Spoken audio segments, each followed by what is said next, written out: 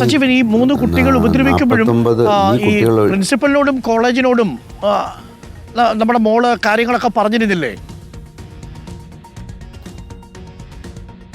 നിരവധി തവണ പറഞ്ഞു ടീച്ചറിനോട് ഇങ്ങനെ ബുദ്ധിമുട്ടാണ്. അത് കഴിഞ്ഞതിന് ശേഷം അവൾക്ക് സഹിട്ടതിന് ശേഷമാണ് അവൾ എൻ്റെ അടുത്ത് പറഞ്ഞ അച്ഛൻ ഒരു പരാതി കൊടുക്കണം, പ്രിൻസിപ്പലിന് അച്ഛൻ തന്നെ ഒരു പരാതി കൊടുക്കണം, എന്നാലേ ഇത് ഇവരുടെ ഈ ഉപദ്രവം തീരത്തുള്ളൂ എന്ന് പറഞ്ഞു. അങ്ങനെയാണ് ഞാൻ പ്രിൻസിപ്പലിന് വാട്സാപ്പിലും കോളേജിൻ്റെ മെയിൽ ഐ ഡിയിലും പരാതി കൊടുത്ത്. എനിക്ക് ട്രാവൽ ചെയ്യാനായിട്ടുള്ള ഒരു ബുദ്ധിമുട്ടുണ്ടായിരുന്നു. ഞാനൊരു ആൻജിയോഗ്രാം കഴിഞ്ഞിരിക്കുകയായിരുന്നു. അതുകൊണ്ട് എനിക്ക് ട്രാവൽ ചെയ്യാൻ, വണ്ടി ഓടിക്കാനായിട്ടുള്ളൊരു ബുദ്ധിമുട്ടുണ്ടായതുകൊണ്ടാണ് ഞാനത് പ്രിൻസിപ്പലിനെ വിളിച്ച് പറഞ്ഞത്. കോളേജ് എന്നിട്ട് ഈ 3 വിദ്യാർത്ഥികളുടെ മേൽ വേറെ നടപടിയൊന്നും എടുത്തില്ലേ? ഈ നമ്മുടെ അമ്മുവിനോടൊപ്പം നിന്നുകൊണ്ട് ഒന്നും എടുത്തില്ല. മെമ്മോ മാത്രം കൊടുത്തു. അവരുടെ ഇൻറ്റേർണൽ കംപ്ലയിൻറ്റ് കമ്മിറ്റിക്ക് ഇത് ഫോർവേഡ് ചെയ്തു. അവർ ഒരു കമ്മിറ്റി കോൺസ്റ്റിറ്റ്യൂട്ട് ചെയ്തു. അത് കഴിഞ്ഞിട്ട് ഇവരെ 4 പേരെയും കൂടെ വിളിച്ചു. അമ്മുവിനെ ആദ്യം വിളിച്ച് കാര്യങ്ങളെല്ലാം തിരക്കിയപ്പോൾ അമ്മ ഉള്ള കാര്യങ്ങളെല്ലാം സത്യസന്ധമായിട്ടുള്ള കാര്യങ്ങൾ പറഞ്ഞു. അത് കഴിഞ്ഞതിന് ശേഷം ഈ 3 പേരെയും കൂടെ വിളിച്ചു. എന്നിട്ട് ഈ 4 പേരെയും കൂടെ ഒരുമിച്ച് നിർത്തിയപ്പോഴാണ് ഈ 3 കുട്ടികൾ പറഞ്ഞത്, ഇനി മേലിൽ ഞങ്ങളുടെ ഭാഗത്തുനിന്ന് അമ്മുവിന് ഒരു ഉപദ്രവവും ഉണ്ടാവുകയില്ല, ഞങ്ങൾ അമ്മുവിനെ സൈഡിലോട്ട് നോക്കുക പോലും ഇല്ല. എന്നപ്പം പ്രിൻസിപ്പൾ പറഞ്ഞു, അമ്മു എന്ത് ചെയ്യണം എന്ന് ചോദിച്ചു. അന്നേരം അമ്മ പറഞ്ഞു, സാറേ എനിക്ക് അത് അവൾക്ക് പ്രിൻസിപ്പൾ ഇന്നലെ വീട്ടിൽ വന്നപ്പം പറഞ്ഞാണ്, സാറേ എനിക്ക് ഇവരെ ഉപദ്രവിക്കണമെന്നൊന്നുമില്ല, ഇവരുടെ ഭാവി കളയണമെന്നൊന്നുമില്ല, തൊഴുതുകൊണ്ട് കരഞ്ഞുകൊണ്ടാണ് പറഞ്ഞതെന്നാണ് പ്രിൻസിപ്പൾ പറഞ്ഞത്. എന്നെ വെറുതെ എൻ്റെ വഴിക്ക് എന്നെ വെറുതെ വിട്ടിട്ട് എന്നെ ഉപദ്രവിക്കാതിരുന്നാൽ മതി എന്ന് മാത്രമേ ഉള്ളെന്നും പറഞ്ഞിട്ടാണ് അമ്മു അവിടെ നിന്ന് ഇറങ്ങി വരുന്നത്. അതിനുശേഷം അന്ന് വൈകിട്ട് തൊട്ട് ഇവരുടെ അഞ്ജനയും അതൊരു 25/10 ശേഷമാണ്. ഞാൻ കൃത്യമായിട്ട് ഡേറ്റ് ഓർക്കുന്നില്ല. ഞാൻ 25/10 കൊടുത്തു. അതിൻ്റെ 2 ദിവസത്തിനകത്തായിരിക്കണം ഈ സംഭവം നടന്നത്. അതായത് 2 ആഴ്ചയാവുന്നുള്ളൂ. അപ്പോൾ ഈ 2 ആഴ്ച പ്രിൻസിപ്പലിന്റെ മുന്നിൽ വെച്ച് അങ്ങനെ പറഞ്ഞിട്ടും പിന്നീട് വീണ്ടും ഈ കുട്ടികൾ നമ്മുടെ അമ്മുവിനെ ഉപദ്രവിച്ചു. അന്ന് രാത്രി തന്നെ അമ്മു മൈഗ്രെയിൻ ഉണ്ട് അമ്മുവിന്. അന്നേരം മൈഗ്രെയിന് മരുന്ന് കഴിച്ചിട്ട് ഇവൾ കിടന്നുറങ്ങുമായിരുന്നു.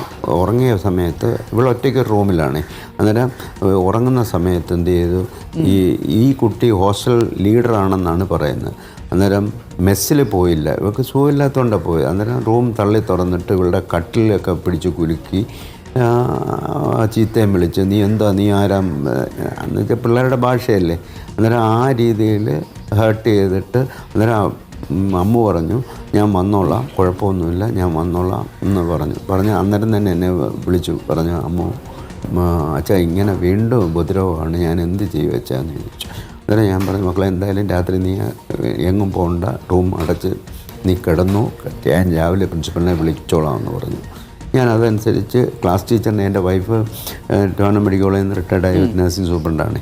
അന്നേരം ഞാൻ മാഡത്തെ ക്ലാസ് ടീച്ചറിനെ വിളിക്കുന്നത് അവളാണ്, ഭാര്യയാണ്. അന്നേരം ഭാര്യയെ വിളിച്ച് ഈ കാര്യങ്ങളെല്ലാം പറഞ്ഞപ്പം ടീച്ചറെ ഞാൻ നോക്കിക്കോളാം, വേറെ മാഡം ഞാൻ നോക്കിക്കോളാം, കുഴപ്പമൊന്നുമില്ല എന്നും പറഞ്ഞ് ഇവരെ വിളിച്ച് വീണ്ടും വാൺ ചെയ്തിട്ടാണ് ഈ കമ്മ്യൂണിറ്റി പോസ്റ്റിങ്ങിന് പോകുന്നത്. കമ്മ്യൂണിറ്റി പോസ്റ്റിങ്ങിന് ബസ്സിൽ പോയ സമയത്ത്